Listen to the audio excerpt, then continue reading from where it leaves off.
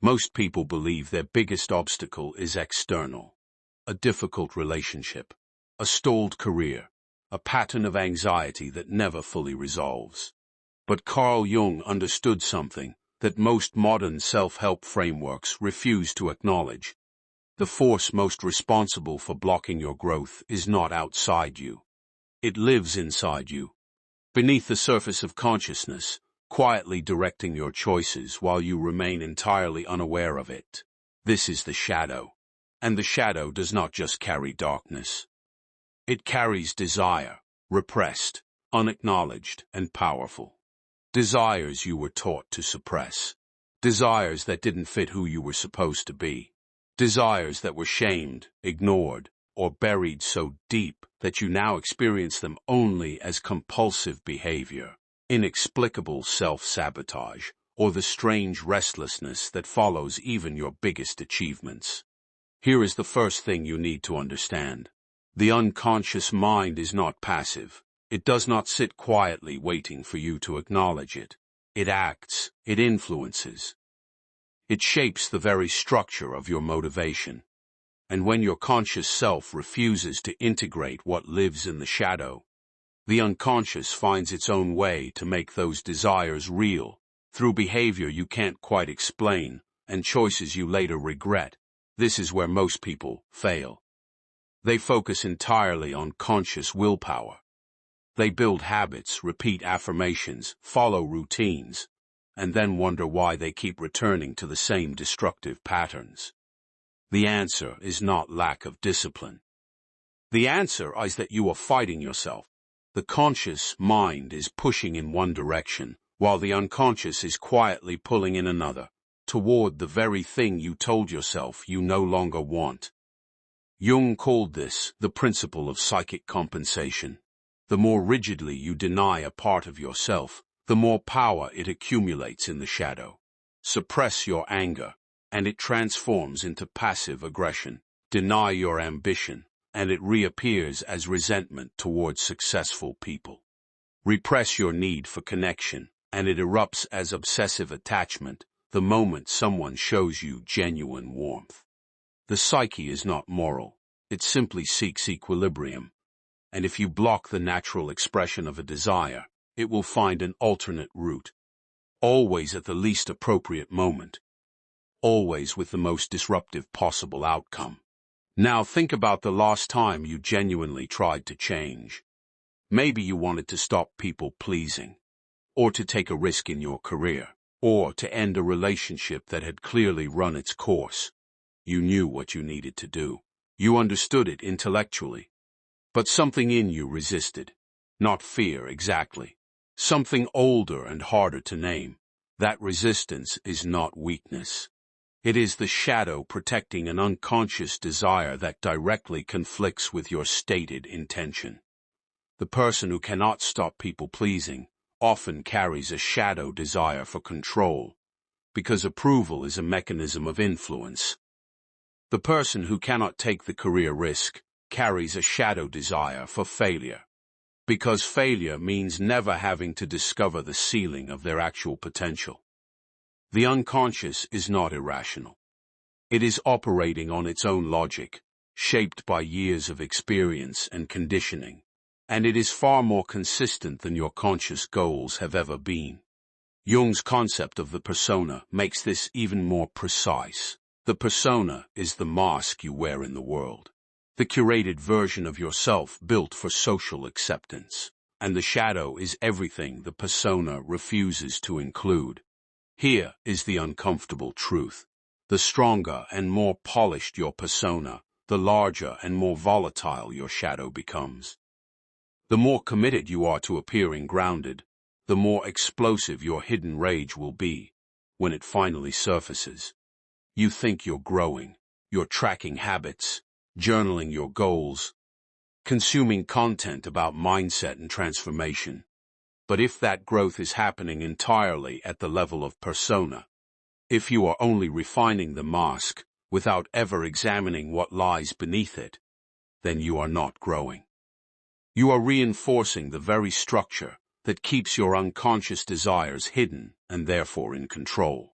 The unconscious doesn't need you to stay broken. It just needs you to stay unaware.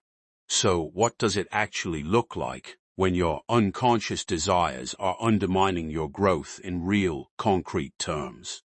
Not as an abstract psychological concept, but as the specific texture of your daily life in 2026, where the pressure to perform, optimize, and publicly display your evolution has never been higher. You scroll through content about discipline and identity transformation. You consume frameworks for becoming a better version of yourself. And underneath all of it, quietly, a part of you is terrified of actually succeeding, because success would demand a version of you that you have not yet given yourself permission to become. That terror is not conscious. You would never admit it, but it shapes every decision that matters. This is the core mechanism Jung identified as unconscious compensation at the behavioral level. The psyche splits. One part of you moves toward growth. Another part, the part carrying the shadow desire, moves to sabotage that growth before it demands too much transformation. And because the sabotage happens beneath awareness, you experience it not as self-destruction, but as circumstance. Bad timing, external obstacles, other people failing you. The unconscious is extraordinarily skilled at disguising its interference as fate. Consider what this looks like in relationships. You want genuine intimacy. You say you want to be seen, known, deeply connected. But your shadow carries the desire for distance. Because distance is safe. Because closeness once meant pain. Because vulnerability was punished somewhere early in your history. So you unconsciously select partners who are emotionally unavailable. Or you create conflict at exactly the moment connection deepens. Or you simply go cold when someone gets too close. You are not choosing this consciously, but you are choosing it. The unconscious desire for self-protection is overriding the conscious desire for love every single time. The same pattern operates in your work and ambition. You have a genuine desire to build something meaningful, but your shadow carries the desire to remain invisible, to never be exposed, judged, or held accountable for the full weight of your potential. So the project never quite launches. The opportunity gets delayed until it disappears. The email sits in drafts for 3 weeks.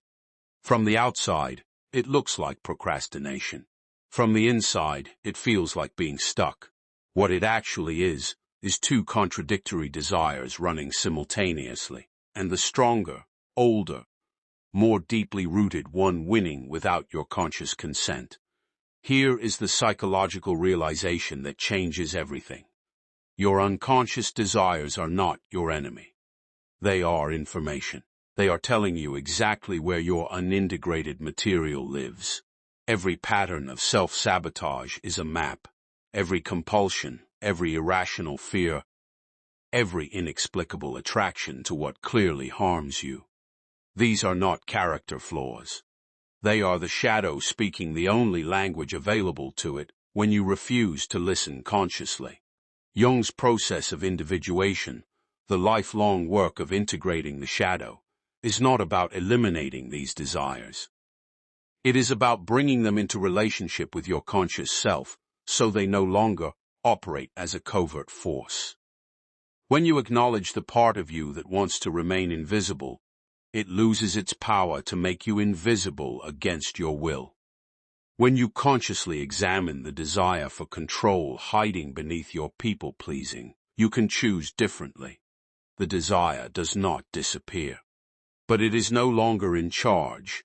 Integration requires one specific form of psychological courage that most people avoid entirely.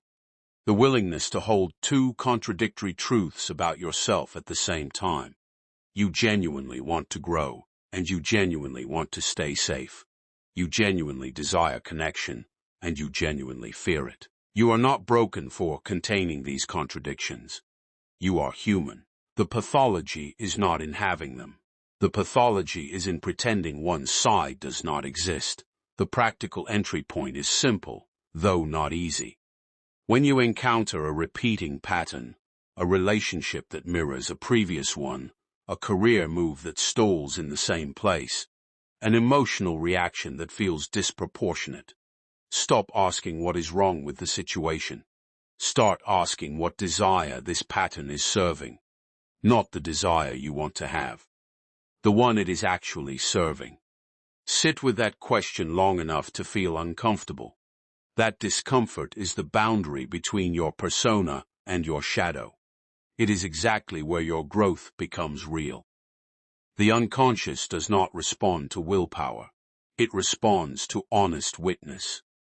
The moment you stop performing transformation and start genuinely examining what you are protecting yourself from, the shadow begins to lose its leverage.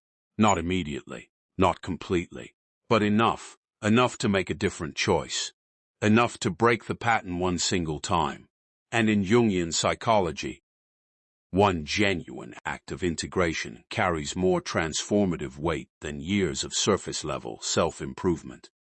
You are not being held back by circumstance. You are being held back by a part of yourself that has never been given a voice. Give it one. Consciously, deliberately, on your own terms, before it takes one for itself.